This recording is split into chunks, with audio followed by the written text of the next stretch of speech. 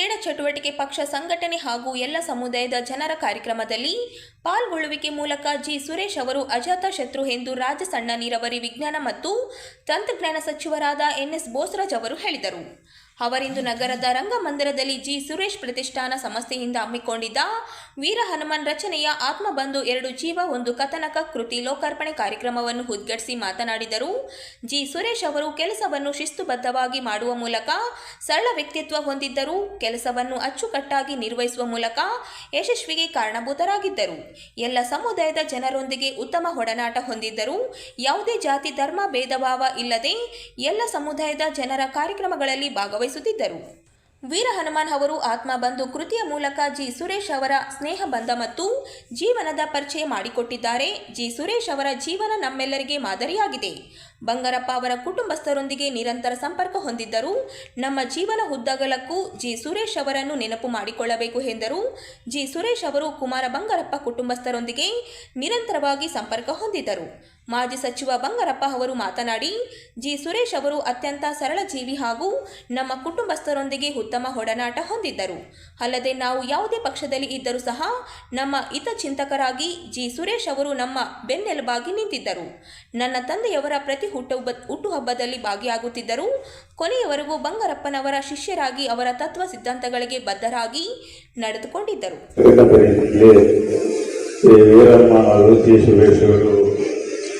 ಇರುವಂಥದ್ದು ನಮ್ಮೆಲ್ಲರಿಗೂ ಗೊತ್ತಿರುವಂಥದ್ದು.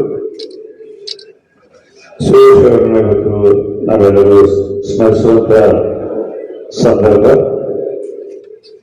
ಈ ದಿಶೆಯಲ್ಲಿ ಒಂದು ನೆನಪಕ್ಕಾಗಿ ಅವರಿಬ್ಬರ ಆತ್ಮದ ವಿಚಾರಗಳ ಬಗ್ಗೆ ಶ್ರೀ ವೀರಹನುಮಾನ್ ಅವರು ಸರಳ ರೀತಿಯಲ್ಲಿ ಒಂದು ಪುಸ್ತಕವನ್ನು ಇವತ್ತು ಬಿಡುಗಡೆ ಮಾಡಿದ್ದಾರೆ.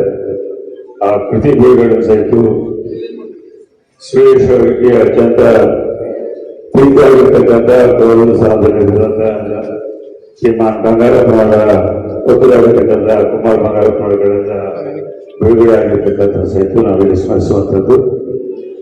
ಸುರೇಶ್ ಅವರಿಗೆ ಅವರೊಬ್ಬ ಅಜಾತ ಶತ್ರುವಾಗಿ ಎಲ್ಲ ಸಂಘ ಸಂಸ್ಥೆಗಳಲ್ಲಿ, ಕಲಾವಿದರಲ್ಲಿ, ಕ್ರೀಡಾಪಟುಗಳಲ್ಲಿ, ರಾಜಕೀಯ ಪಕ್ಷದ ಸಂಘಟನೆಗಳಲ್ಲಿ ಎಲ್ಲ ವಿಷಯಗಳಲ್ಲಿ ಕಳೆದ 35-40 ವರ್ಷದಿಂದ ನಾನು 1980ರಿಂದ ಬಹಳ ಸನ್ನಿಧಿಯಿಂದ ನಮ್ಮ ಸ್ನೇಹಿತರ ಜೊತೆಯಲ್ಲಿ ನೋಡ್ತಾ ಇದ್ದೇವೆ.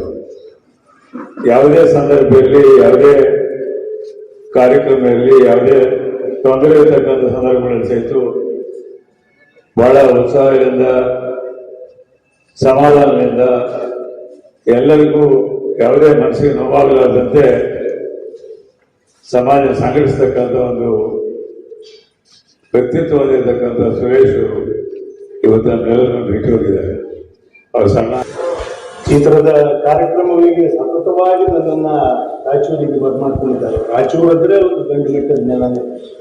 ಯಾವಾಗಲೂ ಕೂಡ ಇಲ್ಲಿ ರಾಯಚೂರಿನಲ್ಲಿ ಏನಾದರೂ ಕಾರ್ಯಕ್ರಮ ಇದೆ ಅನ್ನೋದಾದ್ರೆ ದೂರದೃಷ್ಟಿಯ ಕಾರ್ಯಕ್ರಮಗಳೇ ಅಂತೇಳಿ ನಾನು ಭಾವಿಸಿದೆ. ವೀರಹನುಮಾನ್ ರವರು ನಮ್ಮ ಸಾಹಿತಿಗಳು, ಹಿರಿಯ ಸಾಹಿತಿಗಳು, ಅವರ ಜೊತೆಗೆ ಒಂದು ಕಾರ್ಯಕ್ರಮವನ್ನು ಬಹಳ ಮುಂಚಿತವಾಗಿ ನಾನು ಇಲ್ಲಿ ಮಾಡಿದ್ದೆ. ಸಾಹಿತ್ಯದ ಬಗ್ಗೆ ನಮಗೆ ಬಂದಾಗೆಲ್ಲ ವೀರಹನುಮಾನ್ ರಾವ್ ಅವರು ಬರೆದಿರ್ತಕ್ಕಂಥ ಸಾಹಿತ್ಯ ಇರ್ಬೋದು, ಅಥವಾ ಅವರು ಬರ್ತಕ್ಕಂಥ ಕಥಾ ಸಂಕಲನ ಇರ್ಬೋದು. ಸುರೇಶ್ ಅವರು ಕೂಡ ಒಬ್ಬರು ಕವಿಗಳಾಗಿ ಮಾರ್ಪಟ್ಟರು. ಅವರು ವೀರಹನುಮಾನ್ ಜೊತೆಗೆ ಸೇರಿ ವೀರಹನುಮಾನ್ ಒಳ್ಳೆ ಕಥೆ ಬರೆದಿದ್ದಾರೆ, ಒಳ್ಳೆ ಕಥಾ ಸಂಕಲನ ಮಾಡಿ ಅವರು ಇಲ್ಲಿ. ಮತ್ತು ಸುರೇಶ್ ಅವರು ನನಗೆ ಪರಿಚಯ ಆಗಿದ್ದು ನಮ್ಮ ಅಪ್ಪವರಿಂದ, ಬಂಗಾರಪ್ಪನವರು ಹೆಚ್ಚು ಕಡಿಮೆ ಈ ಭಾಗಕ್ಕೆ ಬಹಳನೇ ಹತ್ತಿರದವರು. ಯಾಕೆ ಅಂದರೆ ಅವರು ಮುಖ್ಯಮಂತ್ರಿಗಳಾಗಿ ಅಥವಾ ಶಾಸಕರಾಗಿ ದೂರದಲ್ಲಿ ಸೊರಬದಲ್ಲಿ ಶಿವಮೊಗ್ಗ ಜಿಲ್ಲೆಯಲ್ಲಿ ಇದ್ದರೂ ಕೂಡ ಬಂಗಾರಪ್ಪನವರು